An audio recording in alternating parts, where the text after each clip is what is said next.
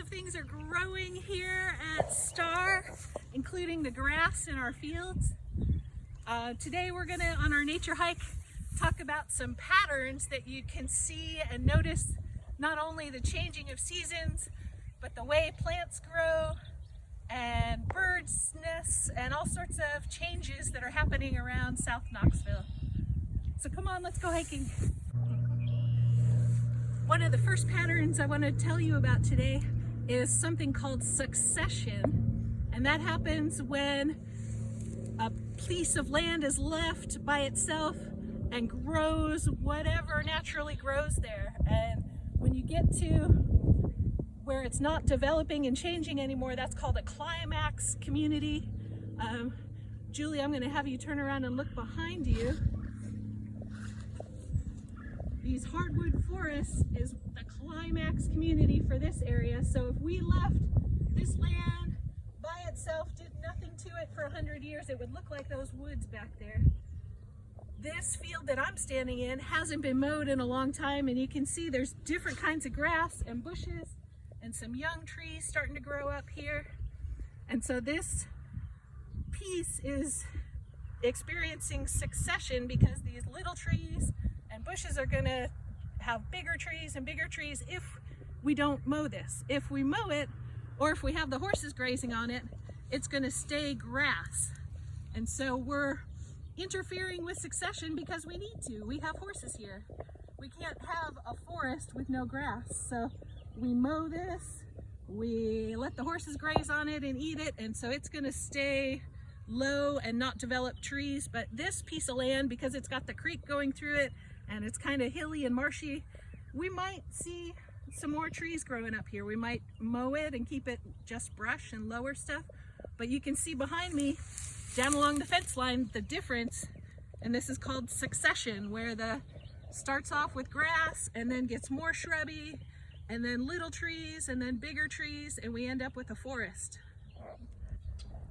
You can see that our wetland is much more full of water than it was last time we were here. I forgot to mention last time, and so I'll tell you about it today.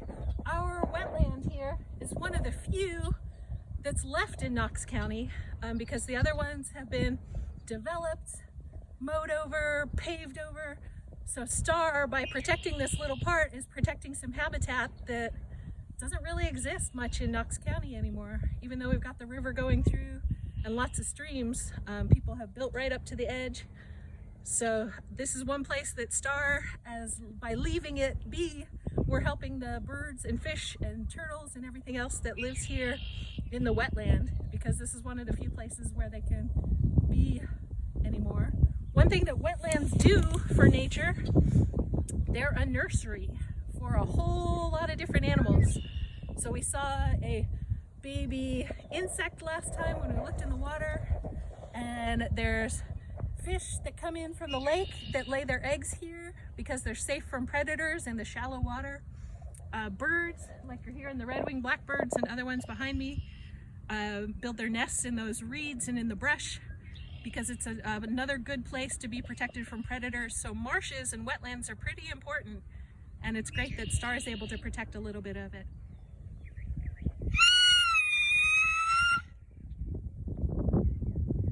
It's the call of the spiky dinosaur. Spiky-backed turtle. Dangerous to car tires and your feet when you're walking around in the marsh.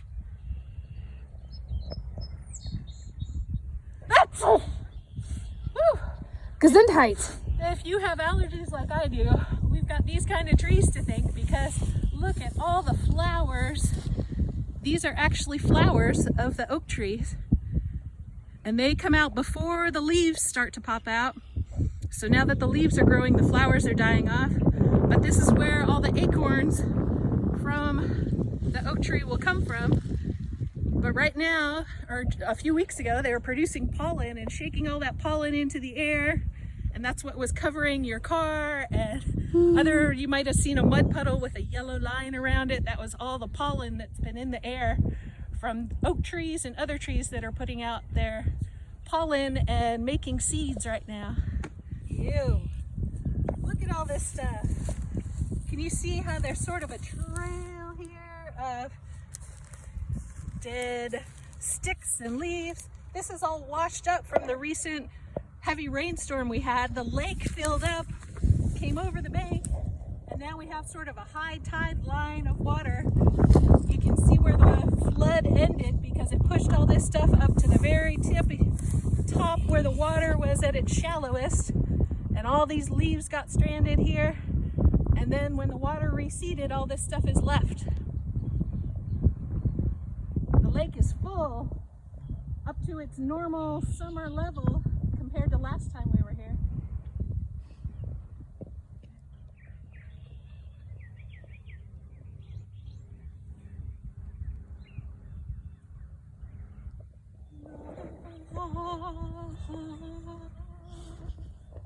I'm not a mermaid, I'm just down by the lake showing off a weeping willow tree.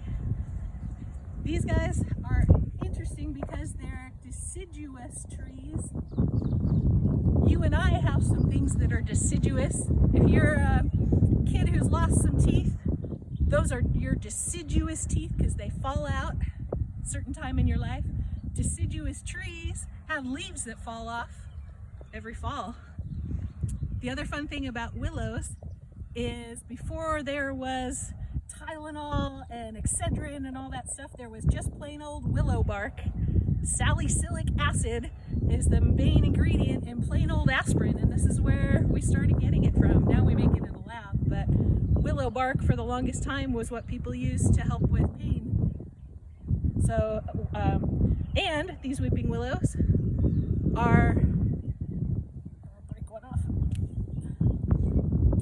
can reproduce by what's called vegetative propagation. So if I took this stem and stuck it in the mud and came back a year later, we might have a baby willow tree grow in there because it would start roots and it doesn't need seeds to grow. It's just when the limbs fall off and find a nice muddy spot. That's why this one's here by the lake probably. I bet a branch drifted downstream and got stuck in the mud, and now we have a willow tree here. If you lived on this farm 150 years ago, you might come to this spruce tree to get your chewing gum. That's where kids used to pick the sap off the tree and chew on it. Before there was chicle, which comes from the rainforest, people chewed spruce gum, spruce sap. So this spruce is an evergreen. It doesn't lose its leaves, its little needles. It stays green all year round and produces cones, which have the seeds inside. But yeah, if you lived here on this farm, you might have come here to eat off of that. Pick your spruce gum and chew on it, which I've tried as a kid and just kind of stuck my teeth together. So I don't know.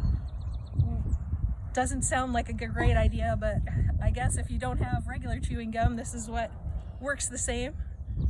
Very, very sticky. Oh gosh. Whew. I'm standing here near the parking lot at South Knoxville because I wanted to show you this really old apple tree that's here. Probably been here since the first farm was on this property. You can see the flowers are dying off and the leaves are starting to come out, but there's still some buds here. And this is what I wanted to show you. Don't they kind of look like little roses? That's because apples and roses are related. They're in the same family of plants. And so you can see they look like little tiny roses. Flowers can tell us a lot about the plants, the kind of plant, their families that they're in, because plants in the same family have similar kinds of flowers. Roses, apples, pears, there's a bunch of bushes, trees in the same family. Some that we get flowers from and some that we get fruit from.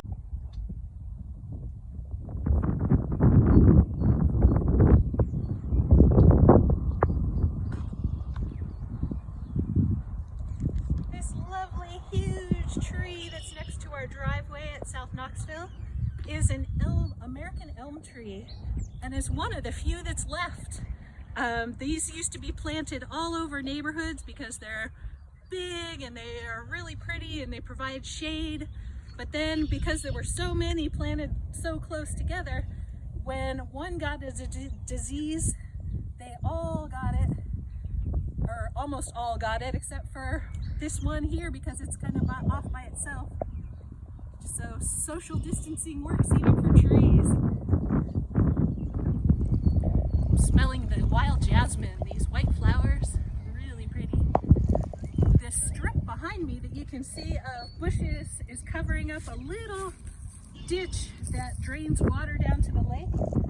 And since we can't get our mowers in there, it's been able to grow up with blackberry bushes and wild grapes and jasmine and all these bushes that provide great habitat for birds. So if you're looking for birds at our South Knoxville site, this strip is a great spot because it gives them water in the creek, a place to hide, a bigger tree to fly up to look for danger, and lots of places to build nests. We're here visiting the dove's nest, morning dove that we looked at last time. She's been in and out from here, so if she's got babies, she's busy trying to feed them. We haven't seen any little heads peek up, but we thought we heard some cheeping. We didn't want to climb up there and disturb the nest or bother them too much, but she's been in and out of that spot, so we're hoping there's little ones in the nest.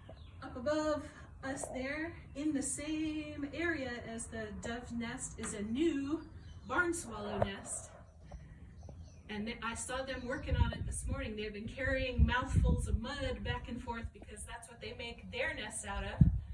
And there's lots of nice fresh mud around here. Here they come.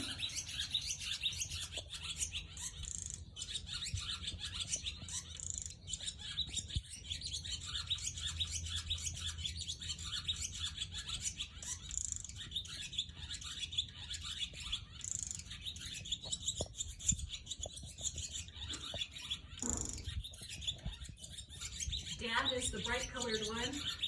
The lighter colored one is Mom. They're both working on the nest. You can see the layer of fresh mud at the top where they've added new wet mud. Bye. Bye guys.